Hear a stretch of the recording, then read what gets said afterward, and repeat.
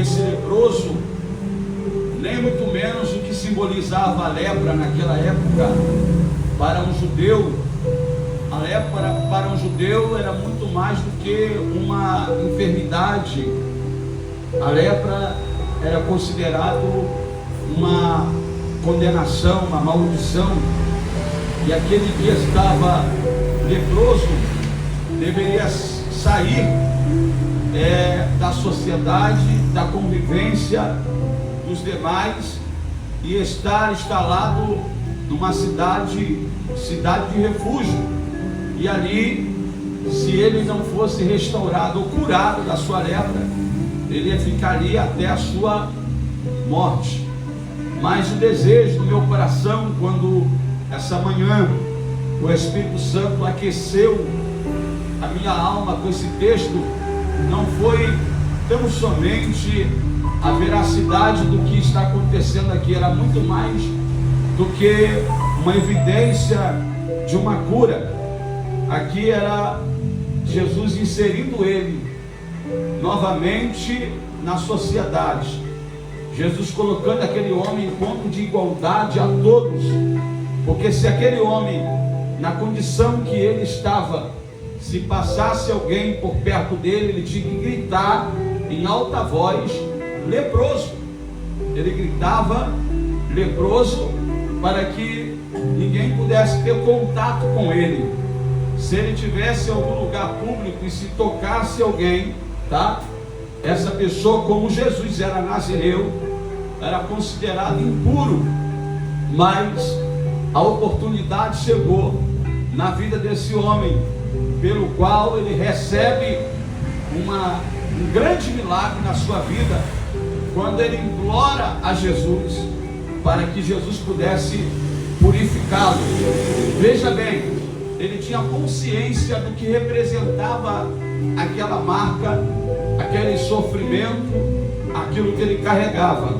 Ele clama exatamente isso a Jesus: se o Senhor quiser, o Senhor pode me purificar. E Jesus falou para ele: eu quero, fique limpo. A Bíblia diz que Jesus toca nele, ele automaticamente ele recebe a cura. Jesus encaminha ele para o sacerdote, para que o sacerdote pudesse avaliá-lo, uma vez comprovando a sua cura. E ali ele trazendo a oferta diante do altar, ele era inserido novamente na convivência de todos. Mas quando o Senhor inclinou meus olhos a esse texto, ele me fez enxergar algo além. Quando Jesus disse para ele, no versículo 44, logo quando ele está saindo à presença de Jesus, para ir em um novo destino na sua vida, em um novo momento, um novo norte na sua vida, Jesus vai dizer claramente para ele: não diga nada a ninguém. Irmãos, isso aqui mexeu com a minha cabeça, porque milagres por si só, milagres é algo que marca. Milagre é algo que marca não só apenas aquele que recebe, mas todos que estão em sua volta. Todo milagre, ainda que seja oculto, ele é público, porque não há como esconder milagre. Milagre é uma coisa que não acontece todo dia, toda hora. Você não encontra milagre em uma fórmula. Os cientistas, os filósofos, os sábios estão procurando a fórmula do milagre e não encontram. Toda vez quando um médico, um advogado, qualquer outro especialista para diante do campo do impossível, ele diz assim para você: você tem fé? Ele associa milagre à fé, porque tem coisas que não há como, não tem como explicar, não tem como aguardar e nem como visualizar. É milagre. E o que estava acontecendo na vida daquele homem não era algo rotineiro, não era um feriado, não era uma data de aniversário, uma data comemorativa, era um milagre. E quando alguém recebe milagre, A primeira coisa que a gente quer fazer é tornar um milagre público. Até porque Jesus estava libertando aquele homem de um grande sofrimento, de exclusão, discriminação, julgamento, questionamento. E quando aquele homem se vê purificado, de pé, restabelecido, Jesus vai dizer para ele: não diga nada a ninguém. Pastor, mas por que eu não posso contar? Jesus não estava dizendo para ele não celebrar. Jesus não está dizendo para ele que para ele se omitir. Não era essa a palavra. O milagre tem que ser celebrado, comemorado, festejado, glorificado. O milagre tem que ser celebrado mesmo. Mas nem todos os milagres, escuta isso, deve se tornar público. Por mais impactante que seja, por mais especial que seja, nem todo mundo deve saber ou compartilhar com aquilo que está acontecendo. E não é que Jesus estava fazendo disso uma regra, não era uma regra. Você pega João capítulo 5, um homem que estava 38 anos paralítico, à beira do tanque de Betesda. Jesus só vai ali por causa daquele homem. Jesus levanta aquele homem daquele estado, e Jesus fala para ele: levanta, toma a tua cama e anda. Jesus restaura, coloca aquele homem de pé e manda ele levar a cama. Quando aquele homem sai levando a cama, aquele milagre se torna público. Todo mundo está olhando e vendo que aquele homem que está carregando a cama, agora ele está celebrando por um milagre da sua vida. Tem milagre que Jesus vai tornar público. Você quer ver outro? João capítulo 11. Lázaro estava morto há 4 dias. Jesus chega na aldeia de Betânia. Há um burburinho dizendo assim: esse aí não abriu os olhos do cego, não fez tantos milagres, por que não poderia operar um milagre na vida de Lázaro? Jesus está diante do túmulo, com todo mundo em volta. A Bíblia diz que Jesus faz uma oração, e a oração que ele faz é uma oração audível. Ele fala e todos ouvem, e ele diz assim: eu falo isso para que todos que estão aqui me ouvindo saibam que o Senhor me enviou. Jesus está tornando público aquilo que ele iria fazer. E em seguida o texto diz que Jesus grita, ele disse: Lázaro, sai para fora.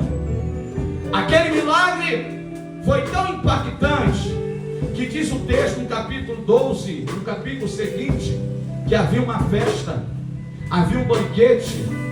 Lázaro estava à mesa com Jesus, a família de Lázaro estava junto. Os judeus vieram de todos os lugares, porque ficaram sabendo da repercussão do milagre. Tem milagre que vai repercutir, tem milagre que vai chegar na tua frente.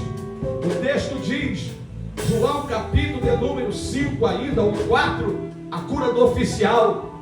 Jesus estava subindo para Jerusalém, veio um oficial até Jesus dizendo: o meu servo está doente, manda uma palavra e ele será curado. Jesus libera a palavra, aquele homem volta para casa. No dia seguinte, antes que o homem chegasse, alguém parou ele no caminho e falou assim: olha, o teu servo está curado.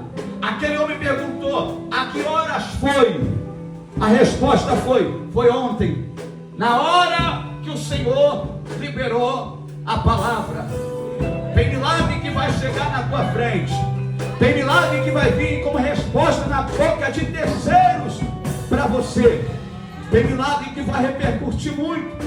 Tem milagre que as pessoas vão dizer: não era esse aí que estava na porta, formosa, esmolando, pedindo esmola? Nós conhecíamos ele assim.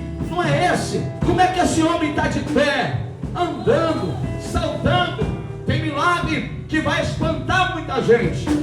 Mas o milagre desse capítulo, Jesus estava dizendo para ele: não diga para ninguém. Muitas das vezes existem guerras que entramos, existem batalhas que enfrentamos, porque não entendemos o tempo. O tempo de estar calado, queremos falar, e o tempo de falar, ficamos calados. Esse homem não foi proibido de celebrar. Você pode celebrar, irmãos, você deve celebrar, até porque um grande milagre aconteceu. Mas entenda uma coisa: nem todo mundo faz parte da sua alegria, nem todo mundo faz parte do seu milagre. Jesus, quando entra na casa de Jairo, a Bíblia diz que Jairo vai até Jesus, rogando a ele para que fosse à tua casa, porque a sua filha estava doente. Jesus acata aquele pedido, vai com ele. No meio do caminho, alguém para Jairo. Ele diz assim: a tua filha está morta. Não incomoda mais o mestre. Jesus falou para Jairo: Jairo, crê somente. E Jesus chegou na casa de Jairo. Uma observação: quando Jesus chega na casa de Jairo, a casa de Jairo tinha muita gente, todo mundo chorando. A resposta estava na boca de Jesus. Jesus disse assim: a menina não está morta, porque ele sabia o milagre que ia ocorrer. Mas antes do milagre chegar, se estabelecer na casa de Jairo, Jairo teve que se despedir de muita gente. Eu preciso aplicar isso aqui. Tem milagre ainda que não chegou, é porque você está segurando quem Deus está mandando você mandar embora. Tem milagre que ainda você não viveu, porque você está se prendendo a pessoas que estão impedindo você de celebrar a sua vitória. Jesus chega na casa de Jairo e ordena para que todos saiam. Irmãos, eu pergunto a você: será que você recebe algum estranho na tua casa? Será que você abre a porta para qualquer um na tua casa? Eu acredito que não. Mas a ordem do Senhor é que era para sair, era para ir embora. Eu estou falando aqui para você essa noite. Infelizmente, tem pessoas que impedem que você prospere. Infelizmente, tem pessoas que são pedras de impedimento na sua vida. Infelizmente, tem pessoas que estão impedindo você de celebrar. Jesus ordena para que todos saiam. Fica Jairo, sua esposa, fica a menina, fica Pedro, Tiago e João. A Bíblia diz que Jesus agora opera um grande milagre na casa de Jairo. Eu preciso voltar para o texto. Quando Jesus diz: não diz a ninguém, ele está dizendo a você: aprenda a celebrar as suas conquistas com você mesmo, ou com pessoas que Deus separou para estar do seu lado. A Bíblia diz que Zacarias, sacerdote, ia servir. A sorte caiu sobre ele. Quando ele entra no templo, Gabriel aparece à sua direita, diz para ele: a tua oração foi ouvida. Isabel dará luz a um filho. Naquele momento, Zacarias questionou, por causa da idade. Zacarias questionou: olha, nós somos avançados em idade. A Bíblia diz que naquele período o anjo falou para ele assim: já que você não acreditou na profecia que foi liberada, você vai ficar sem a tua voz. Eu preciso liberar isso aqui para você pegar agora. Às vezes Deus vai tirar a sua voz, mas não tira o seu milagre. Glória a Deus. Eu vou dizer novamente: Deus às vezes vai tirar a tua voz, mas não tira o seu milagre. Deus falou para Zacarias: você vai ficar mudo, mas ele não mexeu no ventre de Isabel. Quando ele sai dali, sobe para as montanhas, no tempo determinado, Isabel abraça um filho. Na hora de dar o nome, escuta isso, na hora de dar o nome, porque ele ainda estava sem voz. Olha, vai ser Zacarias. Isabel, vamos colocar o nome do menino de Zacarias. Zacarias pega uma madeira, pega como se fosse uma caneta, algo parecido no dia de hoje, e assina. O nome dele se chamará João. E naquele momento, diz a Bíblia, que Deus retornou, restituiu a voz de Zacarias. Diz o texto que ele teve o cântico de Zacarias. Oh, meu irmão, Deus está dizendo aqui para você: eu quero fazer você celebrar, eu quero fazer você viver algo novo. Mas o problema é que você está no meio de pessoas. O problema é que você está no meio de lugares que eu preciso que você não diga nada a ninguém. Pastor, o que é isso? Eu vou repetir até você pegar isso aqui. Tem milagre. Isso aqui não é ser egoísta. Isso aqui é entender que tem coisa que é para você. Alguém pegou isso aqui? Tem coisa que é para você. Olha o que o Espírito Santo me lembrou. Lucas 7:11. Diz a Bíblia, se eu não me engano, que havia uma mãe indo levar o seu filho para ser enterrado, a viúva de Naim. Diz a Bíblia que Jesus para aquele cortejo. Jesus opera um grande milagre. Qual era o milagre, pastor? A criança que estava morta, ela retornou à vida. Diz o texto, Valdirene, uma vez que o milagre aconteceu, a criança voltou à vida. Diz o texto que Jesus devolveu a sua mãe. Todo milagre tem dono, todo milagre tem endereço. Se você perdeu a oportunidade de fazer igual a nossa irmã Silva, levantar a mão, eu vou dizer novamente: todo milagre tem dono, todo milagre tem endereço. Vou dizer outro para você pegar. Aquele jovem, aquele homem que aterrorizava a cidade de Gadara, uma legião de demônio estava sobre a vida daquele homem. Jesus desembarca lá. Quando chega, aquela legião vai se deparar com Jesus. Uma obra de libertação é feita. Aquele homem que aterrorizava estava sentado, vestido em perfeito juízo. O povo assombrado, depois das perdas daqueles corpos, mandaram, expulsaram Jesus da cidade. Quando Jesus está voltando, aquele homem liberto, um grande milagre, queria entrar no barco, voltar com Jesus. Jesus disse: não, olha, esse milagre não é para nós. Vai com os teus para a tua casa e diga o que aconteceu. Se você dá continuidade ao histórico daquele homem, aquele homem foi um grande evangelista que ganhou 10 cidades para Cristo.